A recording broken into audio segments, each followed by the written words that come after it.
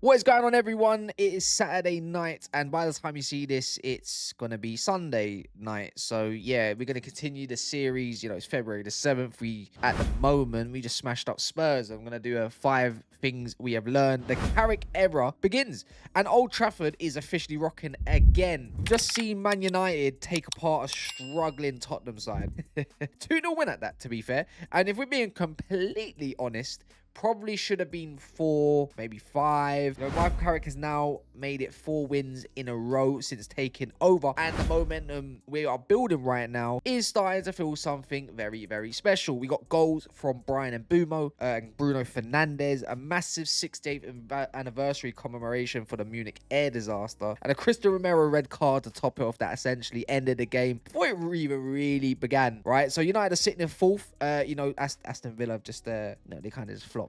You know, only 3 points off City, who are looking likely in terms of, you know, history, right? You know, they've won there like 3 times in the last, 40 years. So that might be, you know, might be sitting 3 points off second, but, you know, I want both of them to lose. How about that? Forget Liverpool. Don't like them. And for the rest, the first time what it feels like in years, there's been a clear identity to the team that I think we all can agree with. But today we are breaking down the 5 key things to break down from this dominant performance. We're talking tactics, we're talking individual brilliance, we're talking about the mess that is Thomas Frank's Tottenham. And since I talk fast as I do, we've got a mountain of data to kind of get through, so let's not waste any time and let's just get straight diving into number 1, which is going to be the Michael Carrick Simplicity Masterclass. The first and most obvious thing to break down today is that Michael Carrick has mastered the art of tactical simplicity.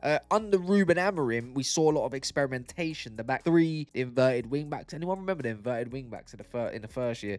The high intensity pressing triggers that sometimes left us exposed. It was smart, but it was complex. You know, Carrick has come in and essentially said, let's play 4-2-3-1. You know, and let the best players do what they do best. 4-2-3-1, 4-4-2. Take your pick. Who really cares, right? But today, the positioning of our back 4 was flawless. You know, we saw Maguire, we saw Lisandro Martinez looking incredibly comfortable, maybe thanks to 10 men. But the real genius was in the transitions, as we all know.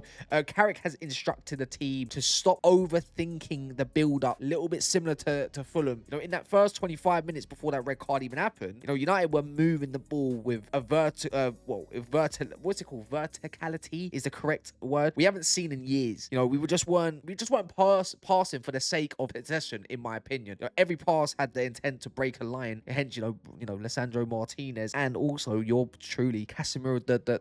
You can see the players are playing with a weight lifted off their shoulders. You know, you're looking at Diogo Dalot. He was a constant threat down the right flank. Did anyone clock? Not usual. You know, compared to Fulham, where it was more, you could say, more inverted into a back 3. You know, swapping with Luke Shaw. But it's because it isn't being asked to tuck into midfield as an inverted pivot every 5 seconds, as I was kind of just explaining, anyways. But he's being asked to be like a fullback. I think everyone's kind of asked Dalot to be a fullback. But by simplifying the roles, you know, Carrick has increased the execution. You know, that 2-0 scoreline is a direct result of players knowing exactly where their teammates are going to be. It's not just vibes, yeah, it's clarity. And right now, it's making us look like the most dangerous team in the top 4. And I hope you lot also agree. But moving on from all of that is number 2. You know, Bryan Mbeumo is officially a Big 6 specialist. Official. If anyone remembers, I've done this as well as one of my first kind of videos last week, right, into doing all this breakdown stuff, what we learned, however you want to fish it out, is I said that, you know, Bryan Mbeumo, question mark, exclamation mark, like Big 6, you know, destroyer, if you want to call it that, the Big 6. But the thing number 2, we with this, we need to have a serious conversation about Bryan Mbeumo. You know, when we dropped 71 million on him last summer, the rival fans call him a system merchant, and I'm going to say it again because I love having to bring this up. It just has to be done. They said he struggled once he left the comfort side of Brentford. Remember that? I said all of that, you know, last video. And now he scored against City, Arsenal, Liverpool, and Spurs. So this season, he's just not a good wing. He's an elite big game specialist. Now, his goal in the 38th minute today was class. And I'll be real, just seeing that just trickle in the way it did was, I don't know how it just went through a bundles of, you know, bodies, you know, a well-rehearsed corner routine, something we've clearly, you know, been working on in Carrington, and it's quite obvious that we've been doing that as well. Like, Bruno plays it short to Cobby, Mainu fakes the cross, and then pulls it back to the edge of the box. Before you know it, Mbeumo just sweeps it home with the left foot. It looked easy, but that was a lot harder than it looked, in my opinion. It was, for me, it was perfect. You know, we're becoming real corner boys. But Mbeumo gives us something that we haven't had since, you know, the peak days of like the Portuguese winger, you know, a certain one that people know called, you know, reliability. You know that if Mbeumo gets a chance on his left foot inside the area, the net is going to bulge. You know, he finished today with a 91% pass completion, which is again underrated because he gets hounded for his passing, right? But in the final third and 3 successful dribbles, he's stretching teams. He's winning his 1v1 bar. I think a couple today, which was against the likes of RG Gray, who had a decent game, right? But he's justifying every single penny we're paying for him, while Benjamin Sesko is still finding his feet as the project striker. So he's kind of working out the way we need it to. You know, Mbeumo's more of the finished article, and you know, he's the first name on the team sheet right now. Whether it's off the left or up front, he's there. But number 3, the Casemiro and Mainu pivot is the league's best secret. You know, that's one of my proud lines. Number 3, yeah. So look, the balance in our midfield right now has you know, I'd say maybe bar and Herrera, Matic, Pogba. It's the best pivot that I think we've seen in the best of a decade for me. You know, the partnership between Casemiro and Kobe today was just a joy to watch. You know, simple. Casemiro was the wall, and he was the one that took the horror challenge from Cristian Romero, absolute nutcase, in the 29th minute and just kept going. So he was winning headers, he was snapping into tackles. You know, he was the one that drew the red card and changed the game. So that is a game changer in its own right, even if it is a red card. But it's the way Mainu plays off of him is the real lesson. You know, Mainu's playing with a level of maturity that is frankly frightening for a guy his age. People forget how young he is. He had 85 touches today, the most of any player on the pitch, more than Bruno Fernandes actually, and he didn't even lose the ball once in his own half. He is the escape valve.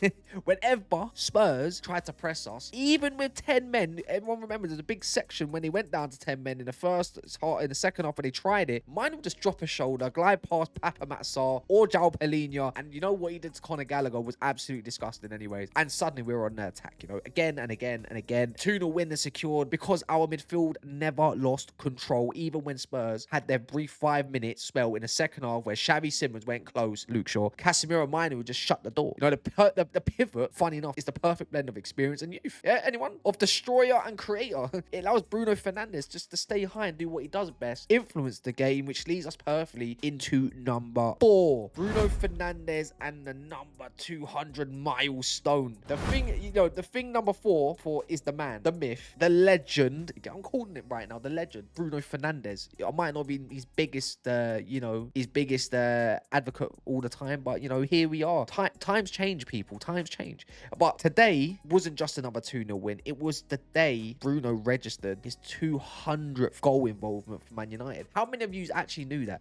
104 goals, 96 assists in 314 games. Only Wayne Rooney has reached that milestone fast in the Premier League era. That is the level of greatness we are talking about here, people. Right? His goal in the 81st minute was vintage Bruno. He goes into the box. He sees the cross coming from Delo. And you know what? I know Delo meant that for Sesko, but we're going to pretend that he meant that for Bruno Fernandes. But he just steers it into the bottom corner. And it's not an easy finish either. It's a clinical finish that ended any hope of a Spurs comeback. But it's not just the goal. Bruno's work rate today was insane. He was he was pressing Vicario in the 90th minute like we're 1-0 down.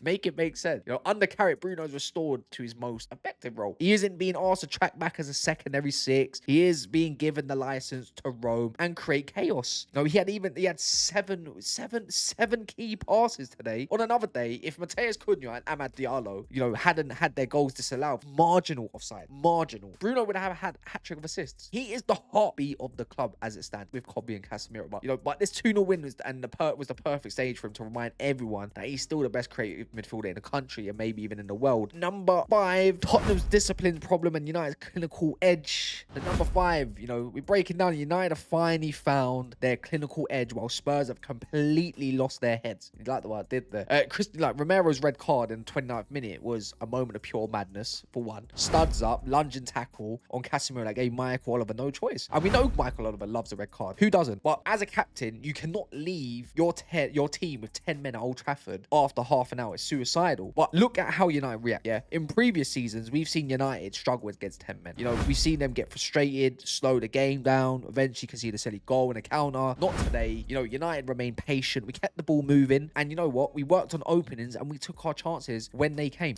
right? We could have been more. Like I said, Spurs are in, you know, a dark place under Thomas Frank. Not our problem. Yeah, they're winless in 2026, funny enough, and even though their fans are chest for us, they look devoid of any ideas, relying on Vicario to make world-class saves just to keep the score respectable. United, on the other hand, you know, you look like a team that smells blood. You know, we had 23 shots today. We forced Vicario into 6 big saves. We're creating a high quality chance in every single game under Michael Carrick. The 2-0 was just professional. You know, dominant performance that proves that we are a different animal under Carrick as it stands. We aren't just winning, we're controlling games from start to finish.